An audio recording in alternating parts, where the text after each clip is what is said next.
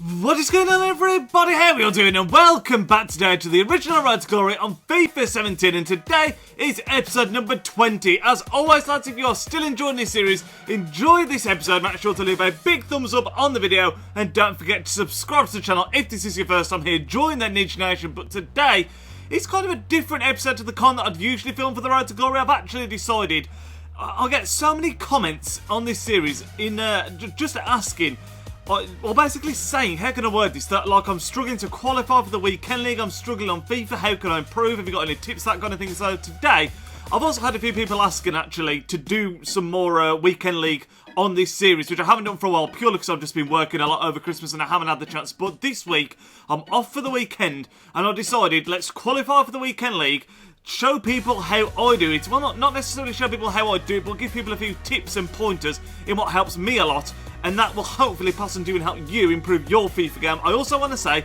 if you've got any tips and things that help yourself that I don't mention in this video, put them in the comment section down below. Go and help the other people out that are asking these kinds of questions, and you know what? We can make each other better players on the game, which is, be quite cool. But the first thing I want to share today, before we talk about this, is the Squad Builder challenges. I actually, just this second, managed to complete the Footmas Mystery Pack one. I don't expect it to be anything outstanding. These are the players that we've had to trade in. All of them are either completely untradeable players or just players that are bronze and we're never going to use. Horn is perhaps, well, he's definitely the standout player, but we've got Karius, untradeable as well, who's also a German goalkeeper, so we don't particularly need him. So the first thing we're going to do is submit this. I did do it on my main account. I actually got 4,000 coins. I don't know if that's good or bad. I would take that, actually, on this account, because we've got 2k at the moment, nearly 3k.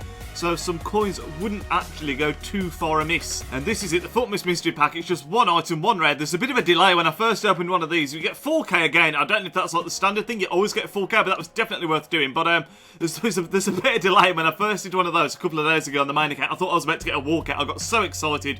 But no, just 4k. But like I said, 4k will not go amiss. We're now up to nearly 7k. And that is going to be very handy indeed. So what I basically did yesterday was I managed to qualify for the weekend league. I'm going to be showing you the footage of that in the background in a second while I speak about a few of the hints and tips that I think a few people don't necessarily... Some people might think these are really obvious that I mentioned, but some people definitely don't do them. And there are things that can help you out a lot. And we're going to start off with the team itself. We're still rocking the same team that we built last time out. It's been an excellent team. It's played really, really well for me, especially in the qualification, like I say. Actually dominated qualification from the first round to the last round. Played really well, which I was quite happy about. But the first thing I'm going to say is, in way of a tip, is find a formation that you're comfortable with and then stick to it. Now, the two formations that I really get on with on this game are the 4-3-2-1, which is what we're using now, and the 4-3-1-2. And if you look back on this series, unless I'm intentionally experimenting, I will only ever be using these two formations just because I'm comfortable with them and they're what works for me. And it's just finding the formation that works best for you, whether you like to play a bit more defensive, so you perhaps got a formation with a CDM or two in there, whether you want to be more attacking and, maybe go for 3 at the back. It just completely depends on what you prefer. But I would say, if you're not sure on what your favourite formation is and you'd want to try some out, 4-3-2-1 and 4-3-1-2 are definitely two that are held in very high regard this year on FIFA. And to partner up with when you've got the right formation, you've also got to make sure you've got the right instructions on the team. Now, when I say instructions, I mean instructions and balance as well. And whenever I build a team, because those two formations are the ones I tend to use, like the 4-3-1-2 and 4-3-2-1, I always have to make sure that the midfield in particular is exactly the midfield that I want. And that means that you need an attacking player. Well, for me personally, I like to have one defensive player in there, one box-to-box player in there, and one attacking player in there. And that's exactly what you can see I've got in this team. We've got Guilavogui, who's got the medium-high, which is absolutely perfect. We've got Kante, he's also got medium-high, but also acts as a box-to-box, in my opinion, on this game. And then we've got Emre Can, who's the more attacking option, medium. And I think it's also quite important in this kind of formation, you have a powerful midfield. So you'll notice that Can is 6'2". You've got Guilavogui is 6'2" as well. And then Kante's not the tallest. He's only 5'7", but he is still a very, very powerful player. And like I say, I think the instructions and the way you set up your team before you even kick a ball in a game is something that you need to know how you like to play, and you've just got to make sure you get it exactly how you like it, because if you're using players that you don't necessarily want to be using a formation that you don't want to be using, you're automatically putting yourself on the back foot. So the second thing I want to talk about is the qualification itself. This one isn't, a lot of the things I'll say you could use in seasons, you could use in draft, but this one is specific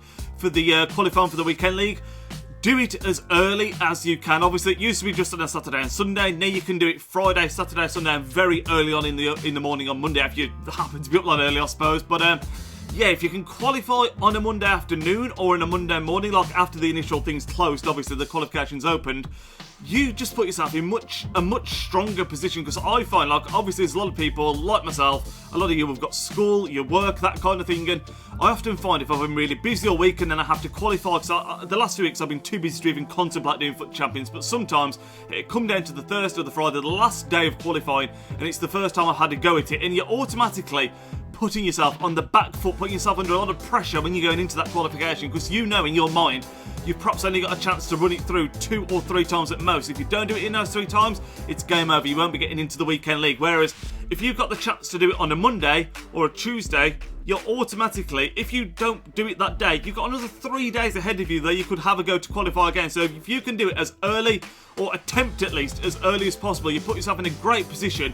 And I just think you're not putting as much pressure on yourself as if you're doing it on the Thursday night or very early Friday, maybe, I don't know, just last minute qualification. You're automatically putting pressure on yourself, and that just makes it even more difficult than it needs to be already, because qualification is not easy. You're coming across some great players, so you want to put yourself in the strongest possible position. Talking about that, another thing you may have noticed in the team, I've just said about it, is the bench. Now, having a good bench is just absolutely vital in my opinion, and you find some people that bronze bench, and I just don't understand it, because I would much rather have a higher team rating and a good bench, because the amount of times you can bring on a player and they can change the game, win a game for you, is just unbelievable. Now, the subs I use a lot in this team, I kept Renato Sanchez, we never sold him, I sub him on a lot, I sub on our Serge Gnabry inform a lot in this team, and I was also bringing on Goretzka or Video, and it's just any player that you feel can make an impact, will make a million times a bigger impact off the bench than having a tired player on the pitch already. Now, what I mean by that is someone like Video, who's not potentially got the greatest stats, he's got a bit of pace and good dribbling, but if you sub him on for Ousmane Dembele or perhaps an Anthony Martial, who are technically much better players, he just blows them out of the water for that last 10 minutes, because he's just got the fresh legs, and it really does make a difference, particularly when you're subbing on the attacking players, because usually if your opposition hasn't changed the defence are a bit leggy, they're a bit tired, and honest to God, it can just win you games. It baffles me how often I'll pause the game to make a sub and my opponent doesn't do it, because whenever I pause it, I think to myself, they must know I'm going to make a change, they know I'm going to bring on fresh legs, and I'm always a bit concerned about what players my opponent's going to bring on, whether they're going to be game changers as well. But so often people just don't make substitutions, and you'll even see in the clips that you've seen in the background now a couple of times, people like Gnabry, Renato Sanchez, people like that making an impact, assisting, getting a goal, that kind of thing, and winning me the game. And honestly, making subs, if you don't do it, and this isn't just in Foot Champions qualification, this is in any online game in FIFA, when it gets to that 75th minute, if you feel that you need that extra goal or just to shore it up, or you're just not comfortable, bring on substitutions, and it can make the world of difference. That's probably the best tip out of any I can give to you. And the last tip I'm going to give you, lads, is another one that you can be using in the weekend league, you can use it in Foot Champions qualification, you can use it in seasons. It's something that I think it suits my gameplay very well, and some people might say, oh, it's so defensive, you don't need to do that, it's dirty, it's horrible. It's not parking the buzz. I always do, the first thing I do when I start a game is I press down on the D-pad and then up on the D-pad, and what that starts is counter-attack, and what that means is you always have a player or two that's going to stay back in defence, sitting quite deep, and the amount of goals it saves me personally is, again, it's absolutely ridiculous. Now, I know a couple of people that they like playing against it. They say they feel like you have more room to run at the defence, that kind of thing. But for me, I just feel like it makes such a difference. And the main reason why I started doing this, a friend actually told me about it, and I didn't know this was a thing. But the main reason I started doing it, because at the start of the year, I always used to play ultra defensive purely because I felt it kept a man back from my own corner and stops me conceding my own corners. But if you actually just go on defensive, which is what I do, just normal defensive, just not ultra defensive, not part of the bus, not anything like that, just normal defensive, and then put the counter-attack on, I find that is the absolutely perfect balance. Now, obviously this could vary from formation to formation, but like I've already said, I use two very similar formations most of the time, 4-3-2-1, 4-3-1-2, and for me, it fits that system perfectly because they are quite attacking formations, and you're always going to have those players that are sitting deep, just stopping your opponent counter-attacking, which is, let's face it, most people that you come across, especially in the weekend league, just seem to just go and park the buzz. They'll just drag everyone back, because you sometimes see it when you're looking at the player rating screen, and then they've got everyone back apart from one really paced player at the top. And I just find it neutralises it, because rather than having your team really pressed up on the halfway line, you've got your man sitting deep that'll just meet the through ball, or just prevent your player just having their player just having like a free run, onto the goal. It makes such a difference. And although it makes your team a little bit more defensive, I think it's worth sacrificing having things like perhaps a wing back not pushing up, just to save yourself from being caught out massively on the counter, particularly from your own corner, which is what annoys me the most. You've got your own corner, the opponent will head it clear, or the keeper will catch it, they'll throw it at the other end, and then before you know it, they're in on goal. So that's something that I use as a prevention measure for that more than anything. But they're the basic tips that I'm going to be giving you today. Like I say, none of them are particularly groundbreaking. I'm sure a lot of you will listen to that and say, well, yeah, I'll do that anyway, that's really obvious. But like I said, so many people ask me these questions in the comment section. So many people just don't seem to use these tactics against me. And like I say, I think they can make a big difference, especially in games in the weekend league. When it's a close game, it can be the thing that just gives you the edge in that match to perhaps give you the win, which, you know, in the weekend league, that's a big deal. But like I've already said, this has been a bit of a different episode of the Road to Glory. We'll be back to normal next time, mate, where it's probably going to be some footage from the weekend league. I might play a couple of games live from the weekend league, but I just don't know if I can bring myself to do that, because it's such a stressful experience anyway. But we'll be back with the Road to Glory. It'll be some footage of the weekend league. It could be just playing some weekend league games. Whatever it is, though, you will be getting some weekend league gameplay on the series this week, which I know a lot of people have been asking for. I just haven't had the chance to do it, like I say, with work over Christmas and everything like that. So hopefully you will all look forward to that. Hopefully this team can continue to do the job. So like I say, we absolutely blitzed the qualification stage, and hopefully everything that we've mentioned today can help you become a more regular qualifier, do better in weekend league, just a better FIFA player in general.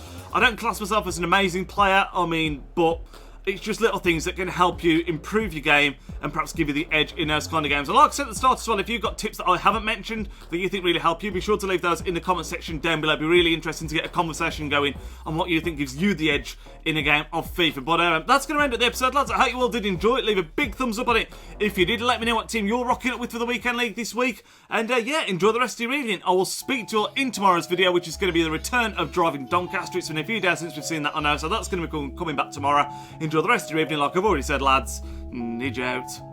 Yo, he's Nidge, plays with big games and player reviews looking insane. He entertains while he elevates, his video quality resonates. On career mode, he got lots of vids uploading off and he's rocking it. He's got the confidence in all his commentaries. Videos range, they often vary. Got need for speed and a road to glory. Just watching vids and you know the story. The content is underrated, I'm understating, so don't ignore the like and subscribe.